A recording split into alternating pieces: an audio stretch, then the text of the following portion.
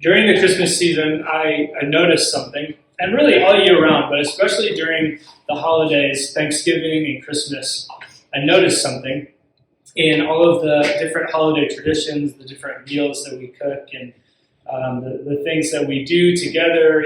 Maybe you like to go cut down a Christmas tree or something like that, or at least maybe you probably put one up in your house.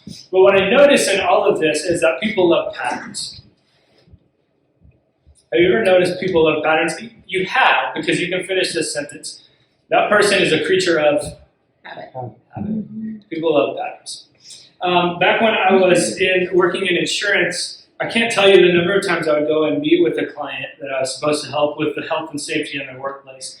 And I would make a recommendation, say, maybe we should try this. Have you thought of it this way? And they'll say, why should we do it that way when we've done it this way for 20, 30, 40 years, whatever it might be? People love patterns. We don't always like to change things. And you like patterns too. You might not admit it, you might not want to, but you like patterns. Because I bet you can answer this question. What's the first thing you do in the morning? We all have an answer. You don't have to answer out loud, but we all know. And even if you're kind of like, well, it depends on the day. Because on Monday, I go to work early, but Tuesday, I get to sleep in a little bit. Okay, you're still talking about a pattern. It's maybe not a daily pattern, but you have a weekly rhythm and a weekly routine.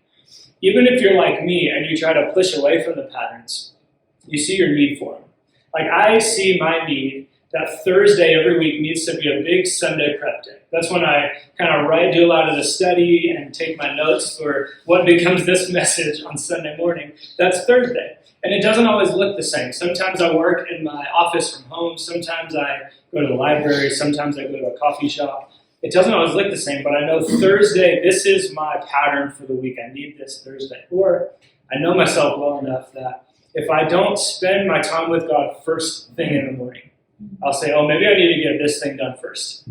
But I know myself. I know my need for a pattern well enough that I know if I don't do it first, it's not going to happen the rest of the day. So I better do it first.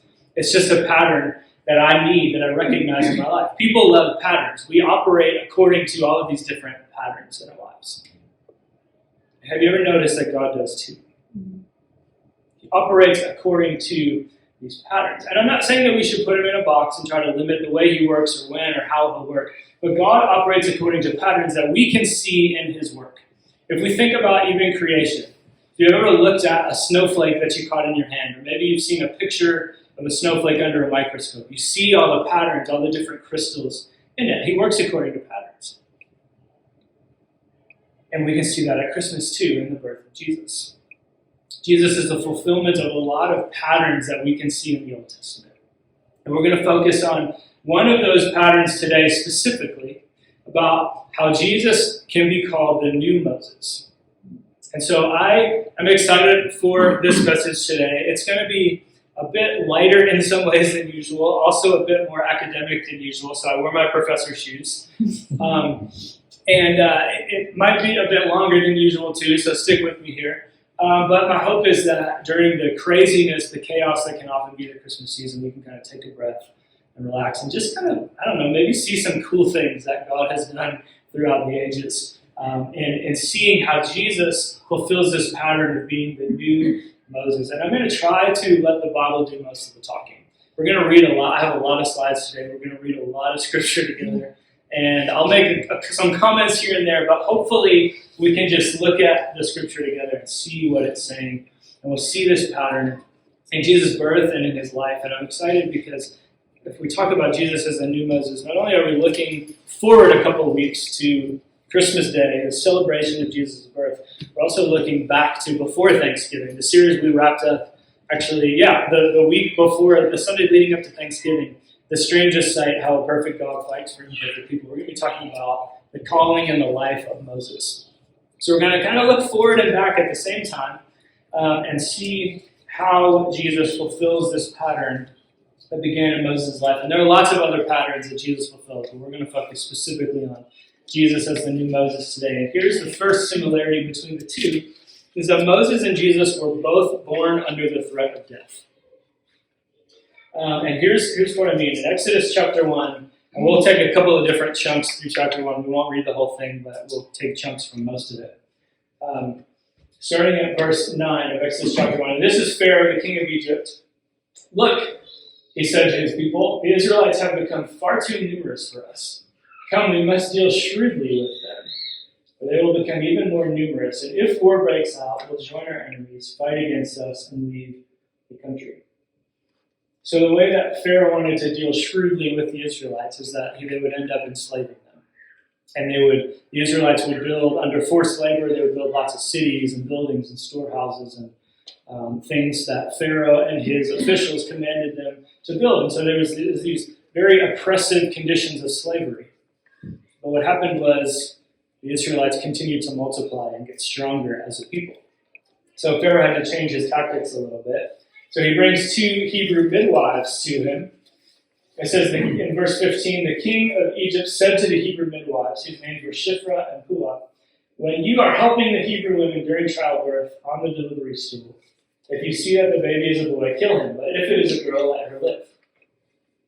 So Pharaoh is upping his tactics a bit and saying that he wants the Israelite boys to be killed right when they're born. And so the 2 midwives go off. If you've read Exodus chapter 1, you know that they don't listen to Pharaoh. They don't do what he asks. And he brings them back because he notices that the Israelites are still kind of getting stronger. They're multiplying. And he says, hey, how's this thing going that I asked you to do? And they don't exactly tell the truth. I actually love what it says in the Hebrew. In the original Hebrew text in English, the Hebrew is really funnier even. But so the midwives tell Pharaoh, the Israelites women are not like Egyptian women. You don't understand. They're much more vigorous, is what they say. They tell him they have birth before the midwives get there. So we haven't been able to do this thing that you asked us to do. We haven't been able, to do it in a sneaky way that wouldn't draw attention. So that's what they tell him. But Pharaoh notices, the Israelites are still becoming stronger, and there's more and more of them. So a few verses later, he ups the ante again. Then Pharaoh gave this order to all his people, not just to the midwives now, but to all his people. Every Hebrew boy that is born, you must go in the Nile, but let every girl live. So Pharaoh is kind of escalating his tactics. First he says we're going to deal shrewdly and we're going to enslave them. And then he says to a couple of people, hey, you need to kill these boys. And then he expands this order to all of the people of Egypt. We need to kill these Hebrew boys. So Pharaoh was feeling a little bit threatened. And so he ordered the death of all of these boys. Now, why just the boys and not the girls? The boys are the ones, if you remember what Pharaoh said, what if war breaks out? The boys would be the ones who would grow up to be, military males and military fighters. So this is a political move based on what he perceived as a political threat. Not only that, but the girls, the Egyptians could marry and bring into their own people, and there would be no Israelite men left to kind of defend them. So there was another way to kind of have this abuse and oppression over the Israelite people. And so this is what Pharaoh does. And Moses is born into this situation, put in a basket in the Nile to hide him. So I guess technically he was thrown in the Nile, replaced, probably more accurately. But Jesus was also born under the threat of death. If you go to Matthew chapter 2, we can see what King Herod is up to here. Starting in verse 1, after Jesus was born in Bethlehem in Judea, during the time of King Herod, Magi from the east came to Jerusalem and asked, where is the one who has been born king of the Jews? Now for Herod this is a problem because Herod is the king of the Jews. And these Magi come and say, where's the one who's the king of the Jews? So he goes, uh-oh. And the Magi say, we saw his star when it rose and have come to worship him. When King Herod heard this, he was disturbed. He got a little bit nervous. And all Jerusalem with him. When he had called together all the people's chief priests and teachers of the law, he asked them where the Messiah was to be born. So he calls together the experts of what we now call the Old Testament, the Hebrew Scriptures. He says, where is the Messiah supposed to be born? And of course they knew because they had studied, they were experts, and they tell him Bethlehem. So he gets his answer, and he brings the Magi back to him. So a few verses later in verse 7, then Herod called the Magi secretly and found out from them the exact time the star had appeared. So he now knows the place, and now he knows the time. He sent them to Bethlehem and said, go and search carefully for the child. As soon as you find him, report to me, so that I too may go and worship him. Now this is the point in the story where you have to insert the narrator voice. And here, he in fact did not intend to worship him. So the Magi find out that something's up, right? He says, come back, tell me where he is. He's doing this investigation. He's trying to find out what's going on. But the Magi realize he's up to something, and they didn't come back. And so this is what happens a few verses later, verse 16. When Herod realized that he had been outwitted by the Magi, he was furious, and he gave orders to kill all the boys in Bethlehem and its vicinity who were 2 years old and under. Remember, he found out the place and he found out the time. In accordance with the time he had learned from the Magi. So again, we see King Herod, the king of the Jews, who is feeling this political threat to his reign, to his kingship. And so he escalates his tactics a little bit. First, he's just kind of trying to find out, trying to investigate. Then he says, hey, you guys go find him and bring him back, or let me know where he is so I can go visit him. Right? It's this threat. And then since he doesn't find out exactly who this boy is or exactly where he is, he says all the boys in the area who are about the age that it could be this one, we're going to kill them. So he orders this. Again, boys can be kings. They're threatening the political stability. So those are the ones that he orders to die. Moses was born under Pharaoh in Egypt, under the threat of death. Jesus was born under King Herod, really under the Roman Empire, about 13, 14 or so, 100 years later. Pharaoh at the time, the king of Egypt, was the most powerful man on earth. He was over the most powerful people on earth, the most powerful military on earth. He was worshipped as a god. They were oppressing Israel's people. They had enslaved them. So, quick history lesson over the course of about 1,000 years or so, actually probably closer to 13 or 1400 years. Egypt, the most powerful nation and people on earth, led by the most powerful ruler on earth, ended up getting defeated by the Persians. The Persian Empire was the first empire to bring, and by this point, the Israelites had long escaped slavery in Egypt. So the Persians were the first empire to bring Israel and Egypt back under the same empire. That's how powerful and how big the Persians were. The Persians eventually get defeated by the Greeks. You've heard about the Greeks. You've seen the movies about the Greeks, 300, about the Spartans, the Trojan Wars, all this stuff. They're known as warriors. We have football teams named after these Greek places, the Trojans and the Spartans, because they were warriors. That's what they did. That's how they expanded their kingdom. And then the Romans came in and defeated the Greeks. And they continued to expand their empire with more lands and more peoples. And at one point, they had claimed that they were ruling the entire world, the Roman Empire, from Africa, around the Middle East, all the way across Europe, over to what we now know as Great Britain. They ruled all of it. This was that much more of a powerful empire, that much more oppressive, that much more idolatrous. There was an entire cult dedicated to the emperor as the one who brings peace and life to the people. And Jesus is born into this empire. That much worse, that much more oppressive than the Egyptians. The most dominant and domineering empire on earth. Like I said, they had claimed world domination. So Jesus is born into this oppression, to this bad situation, really a worse situation even than Moses was born into. And so what we can see from this parallel, from this pattern that begins in Moses, that kind of becomes fulfilled in Jesus, not kind of, it does become fulfilled in Jesus. We see that Jesus' birth proves he will go anywhere, into even the worst, bleakest situation. Moses was adopted into the Pharaoh's family. Remember, he's put in the basket in the river. Pharaoh's daughter finds him. She adopts him. So Moses becomes part of the royal court. Jesus didn't.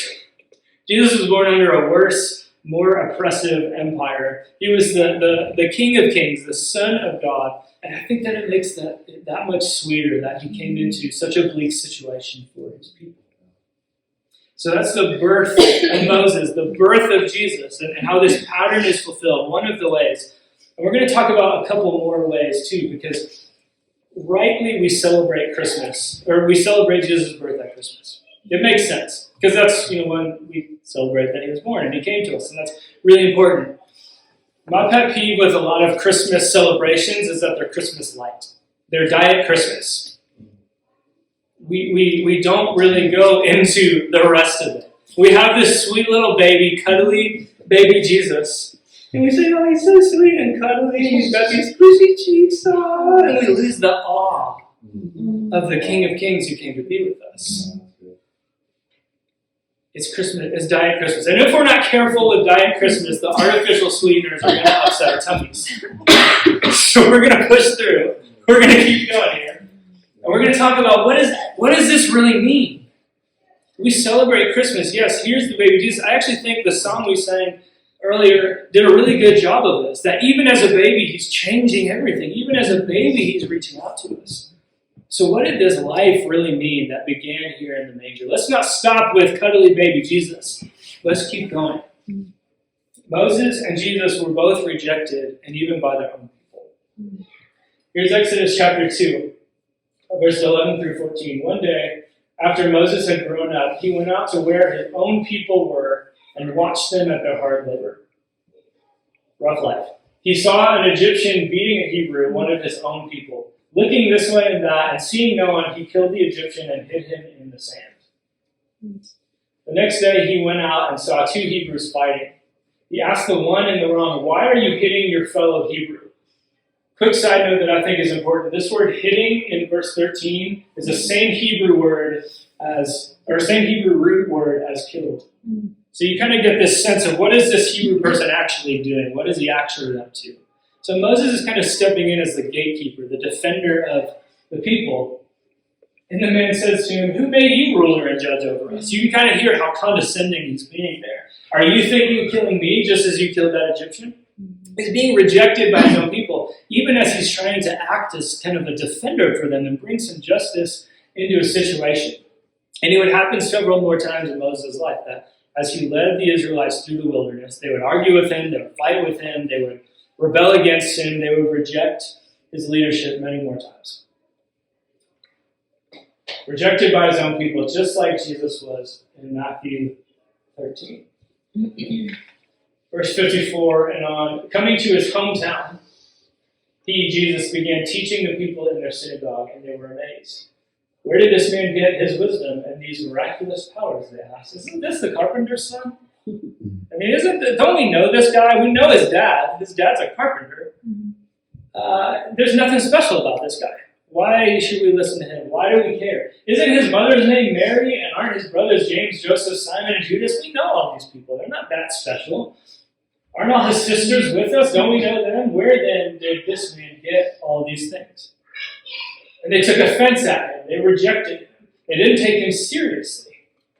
But Jesus knew what was going on. And he said to them, "A prophet is not without honor except in his own town and in his own home."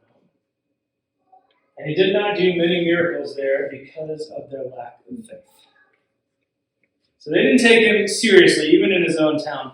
And this last verse is really interesting, and this is Matthew's really nice way of concluding this situation in his account of Jesus' life. Jesus didn't do many miracles there because of their lack of faith. Mark, another gospel writer who wrote an account of Jesus' life, Mark, his parallel of this verse says that Jesus couldn't do many miracles there. So we have one saying that he chose not to, one saying that he couldn't. So what is up with this? Was it his ability? Why couldn't Jesus do, or why didn't Jesus do more miracles? Luke gives the most complete account of this situation where Jesus goes to his hometown. And he tells us exactly why Jesus, I think, both did not and could not do miracles in this place, in his hometown. Here's what it says in Luke 4:28 and 29. All the people in the synagogue were furious when they heard this. Jesus is teaching, and they get furious. They got up, drove him out of the town, and took him to the brow of the hill on which the town was built in order to throw him off the cliff. It wasn't because Jesus didn't have the ability. It was because they didn't give him the time to do miracles in their town. So Jesus is rejected even to the point that they're offended, they're angry, they hate him, they ridicule him, they want to kill him, they want to throw him off the cliff. He's rejected. even by his own town, his own family, and his own home, is what he says. Jesus' rejection proves that he'll endure anything. He wasn't afraid to talk about himself. By this point in his life, he knew his purpose. He knew why he was there. He knew the message that he was to preach and to share and to proclaim. He knew that he was headed toward the cross at this point. He was old enough to know. And he just said, okay, I'm going to deal with whatever comes. Whatever the consequences are, I'm going to endure them. Because this is what I've been sent to do. And Moses' people, like I said, argued with him a lot. They would rebel against him. They fought against him a lot. But eventually they learned to trust him. And before Moses died, all of Israel came together, thousands and thousands and thousands and thousands of people, and Moses gets to give kind of his farewell address before he dies. And then when he dies, he kind of gets this big ceremony and this big celebration of his life. Moses died a hero for Israel. Even though they rebelled against him earlier on, he died a hero. Jesus, on the other hand, was rejected by his own people all the way to the end. He was put on a cross because some people lied about him. He was rejected and ridiculed and disowned. He didn't die a hero's death like Moses. He died a criminal's death. Which points me forward to the last parallel we'll talk about today. There are many more, even just with Jesus and Moses, we can talk about. With Jesus and lots of other people or events in the Old Testament we can talk about, but let's just stick to these three today. And it has to do with their ministry, the thing that they were sent to do, that God had in store for them to do. So here's Exodus 3, verses 9 and 10. We read through all of Exodus 3 as part of our Stranger Sight series.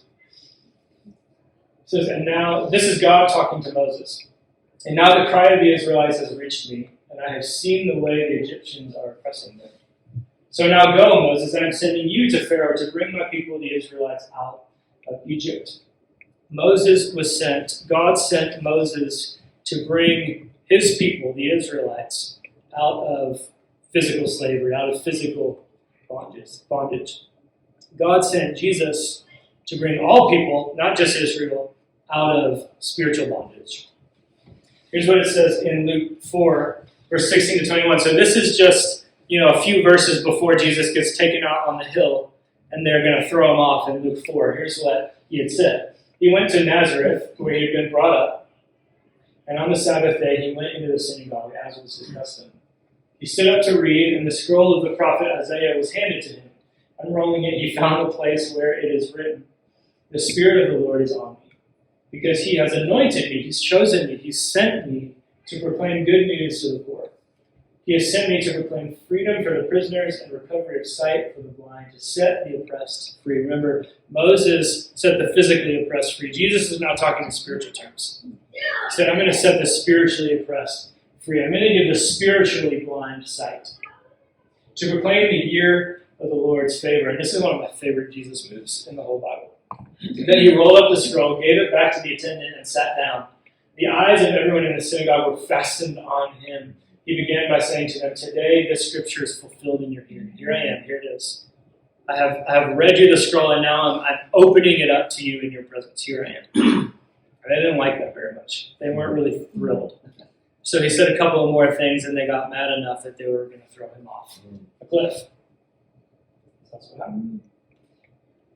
There's another parallel. One last little parallel that has to do with the ministry of Moses and Jesus. In our Stranger Sight series, we talked about, right in the last week, how God gave Moses these instructions. He says, you're going to tell the Israelite women to ask all the women in their household for their gold, their silver, and their fine clothing. And that's how you're going to plunder the Egyptians. That's how you're going to take their riches with you when you leave.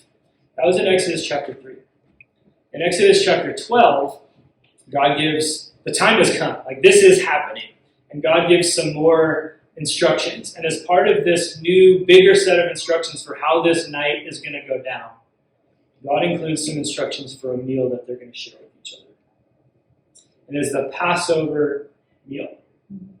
So God is telling them, kind of re-giving Moses the instructions for this is what you're going to do. The women are going to ask for these things. Also, you're going to have this meal. And here's what you're going to eat. Here's how you're going to prepare it. Here's how you're going to sit together in your home and share this meal. And here's what you're going to do with the leftovers, because we're not leaving any of this behind, is what God is telling Moses. He gives them the instructions for the Passover meal. And what they were going to eat, the main course, was a lamb that was supposed to be sacrificed and then burned, cooked over an open fire in their home or in the fireplace, whatever it looked like. And God said to Moses that you're going to celebrate this every year. You're going to have this feast every year. In Exodus chapter 12, verse 17, God says, celebrate it because it was on this very day that I brought you out of Egypt. I love how God plays with kind of the tenses of that, the verb tenses. You're going to celebrate this because it was on this day that I brought you out, even though I haven't done it yet. He's saying, I'm going to do it. So Moses institutes the Passover feast. And it was part of a week-long festival called the Feast of Unleavened Bread. And Jesus would have celebrated this as a Jew throughout his life. In the gospel accounts, Matthew, Mark, Luke, and John, first 4 books of our New Testament, there's at least 3, possibly 4, depending on how you date certain things, accounts of Jesus actually going to Jerusalem to celebrate the Feast of Unleavened Bread and have the Passover meal. He would have done this his whole life. It was typical for Jewish families to go, if they were able to, if they had the means, to leave wherever they lived and go to Jerusalem to celebrate these festivals, especially this one, the Feast of Unleavened Bread and the Passover meal. So Jesus would have celebrated the Passover throughout his life and eaten the Passover meal. And every gospel account, all 4 that we have, the accounts of Jesus' life, give an account of the last time Jesus ate the Passover meal. We know it as the Last Supper. Every one of those 4 accounts makes absolutely no mention of the sacrificial lamb, the Passover lamb. Because when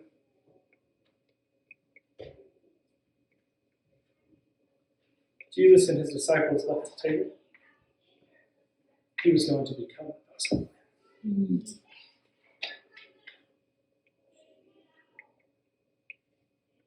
He was the perfect sacrifice.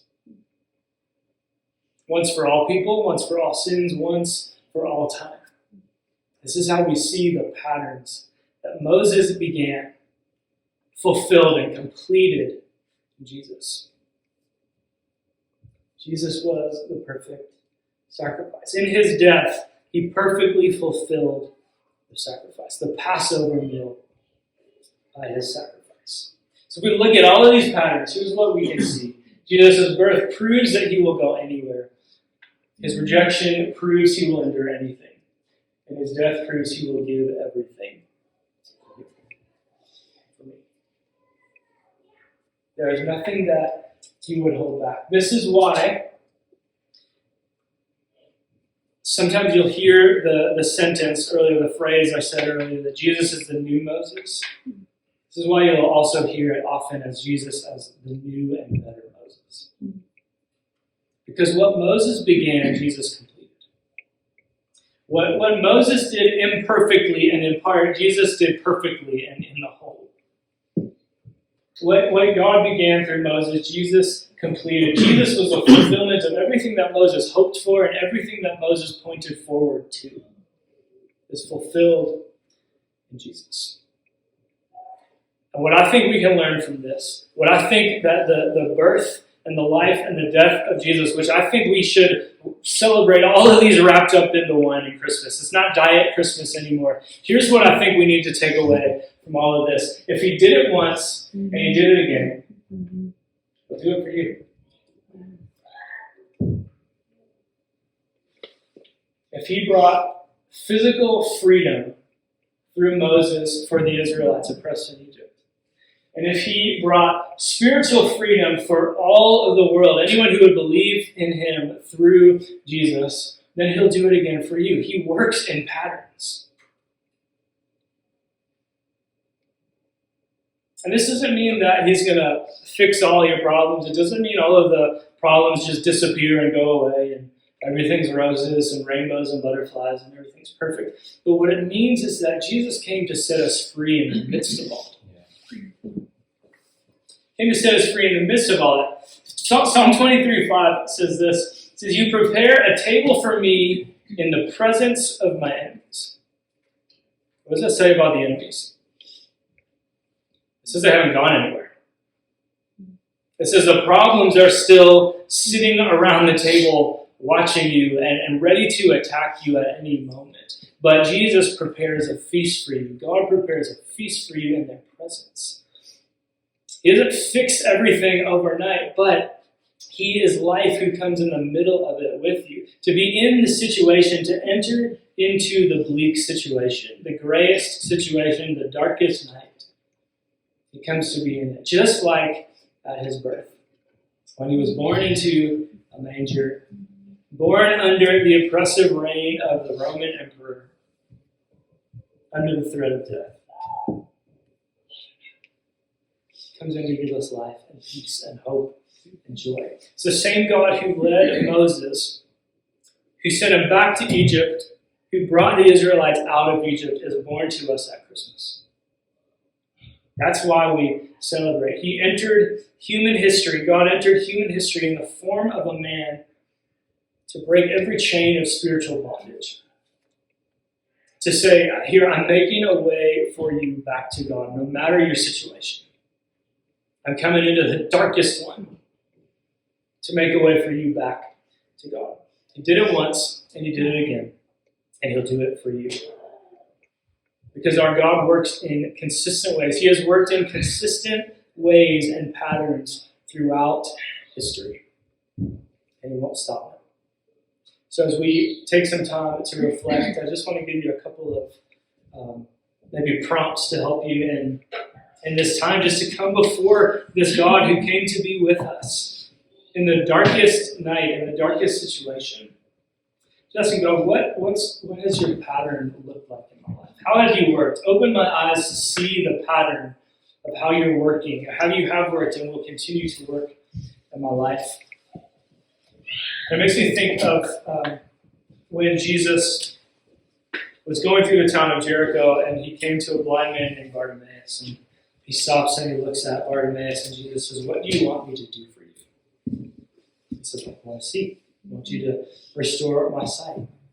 If God did it once and he does it again and he'll do it for you, maybe the way to come before God this morning is just to tell him, "God, this is what I want you to do. This is what I need from you." And just ask him to do it. So let's take some time to reflect now, just before God, before Emmanuel, God with us. And then Toto and the team will lead us in a couple more songs.